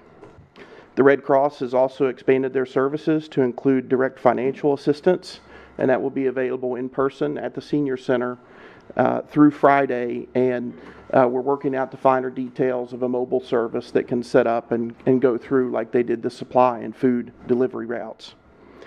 We're also aware of additional relief programs in various stages of development. There's one that's being coordinated by a church in Midway. There's one that's being done in conjunction with the Woodford County Foundation that you all heard about earlier tonight. Our initial damage assessments were damages to 250 households. We've been able to remove some of those properties from the list, and the best available data today as we continue to do validation and cleanup was 12 destroyed, 135 major, 4 minor, and 19 otherwise affected. A joint damage assessment was conducted yesterday for the public assistance program eligibility, and that's the county and the city and the other governmental entities. We don't foresee any barriers to exceeding the $126,000 threshold across all those public entities. There's one issue in particular at the water intake on the river. There's been some erosion. The water system is fine, but we'll need to stabilize the bank, and that's easily a 6-figure project by itself. Our major areas of work continue to be infrastructure repair and debris management. As we await the major declaration, we're coordinating with state and federal agencies who they really are postured to immediately begin offering their services to the survivors. You heard from Elise from the SBA tonight. They are here. FEMA's individual assistance group supervisors are in our office daily. We're providing them contact lists. We've given them maps. They're ready to go. The National Resource Conservation Service conducted several field surveys today, and we will qualify for the emergency watershed program that could help with some property acquisitions and take people out of the floodplain if they're volunteering to participate. On our virtual EOC briefing this morning, it was emphasized that all the departments need to catch up on all their documentation and not lose track of any emergency work as we transition into some routine business as we continue to recover. And our flood resource page on the website continues to be the best single resource for disaster survivors. We've got contact information for local agencies that are involved, how individuals and businesses can help, and notices from local agencies like our PVA, John Paul, and Planning and Zoning's Frequently Asked Questions document. So for anybody that's unaware, that's woodfordcountyky.gov/flood. Judge, there's been a lot transpire over the last 2 weeks. I'm happy to take any questions or address any concerns of yourself or the court. Are there any questions or comments for Director Chandler? Seeing none, I would just add that there's still a lot of work to do and there's a lot of work going on. But between Director Chandler and Rick Hartley of maintenance, there's nobody that's put in any more hours on this disaster than those two right there. So thank you all. Thank you so much. Squire Downey. Just a question, Drew, in your interactions with the FEMA representatives, is there any concern from their part that a declaration would not get ordered, or do they have any answers as to why one has not been ordered yet? They toe the line very well, but I also think they just simply don't know. I had correspondence with my counterpart at the State Emergency Management today, the number 2 person at KYEM. He actually worked for the FEMA Federal Coordinating Officer, who was the former state EM director, and there's nothing to share. So there's a lot of uncertainty. The court may recall you approved me an out-of-state travel to Washington, D.C. to go visit with some FEMA leadership and advocate for local involvement as the reforms take place. But you've seen in cabinet meetings, the DHS secretary just openly says we're doing away with FEMA. So that is certainly coming into play. It also affects morale of the FEMA employees that are here. I don't know. This is clearly a worse disaster than what we had in February, which was declared. There's no reason, based on the data, to not receive a declaration. And Director Chandler, thank you, Squire Downey. And Director Chandler, I would just say that, we really appreciate the federal government and President Trump approving the February floods. We appreciate Governor Beshear and everybody who worked to make that happen. But the reality is, the more and more days that go by, people are going to pick up their lives and rebuild and move on as much as they can. And the idea that we would leave things in the disaster state they were in is just not reasonable or even conscionable. So we had to start cleaning up. And to your point, when you go down to the disaster zone now, it is looking much, much better. And so it's harder to tell that we need that disaster declaration. But I can tell you the people who are struggling, people that are sleeping in the senior center every night, they need it yesterday. Judge, I learned last night from my daughter that one of her classmates is living in Anderson County now because they can't live in their home here, and that hurts. It does. But thank you for your excellent work, Director Chandler. Any other comments or questions?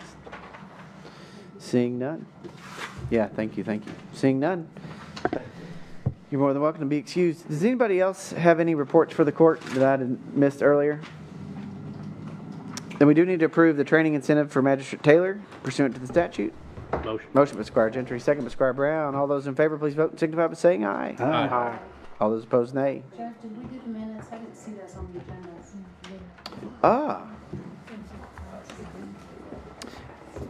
Are there any additions or corrections to any of the minutes? Is there any objection to proving same? Seeing none. Thank you, Squire Gill. Anything else? Seeing none. The magistrate. Yeah. Squire Gentry. It's my wife's birthday and I gotta go cook. Can I You're be excused. Thank you. And thank you. Elaine Jenner. Squire Varner. Thank you, Judge.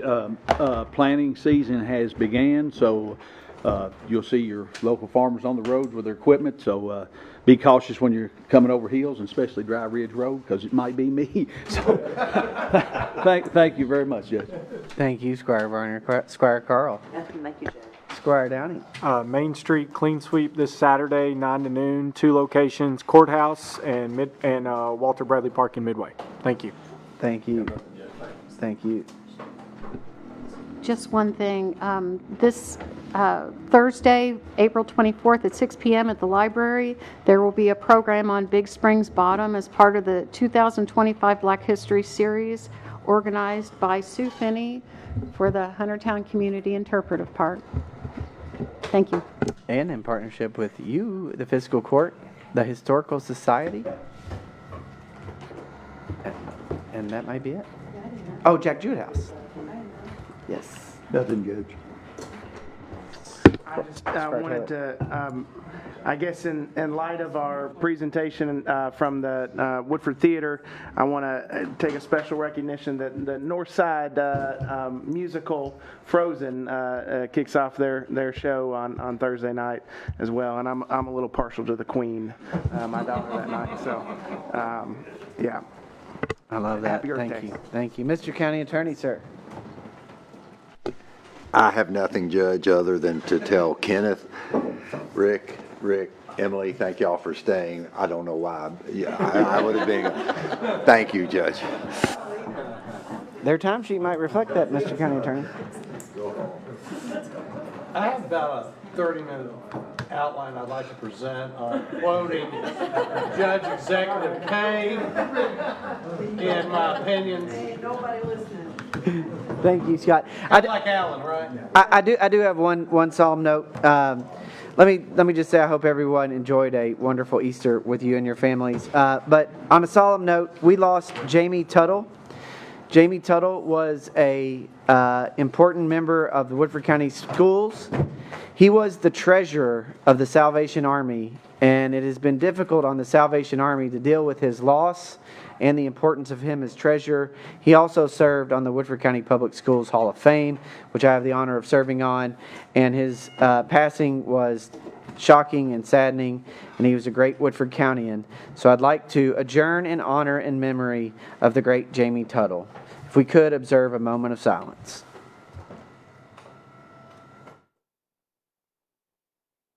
Amen. Thank you. Thank you, members of the court. God bless you. God bless you, Woodford County. We are adjourned.